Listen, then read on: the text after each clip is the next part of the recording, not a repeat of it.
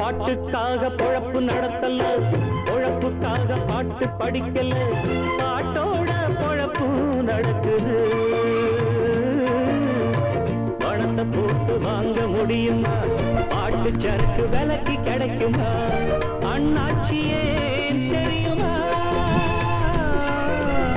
நூல போல சேல சேல முன்னோருங்க தந்த மூல சந்தையில வாங்கவில்லை, என் கையில ஏதும் இல்ல, வேறென்ன நானும் இங்கு சொல்ல.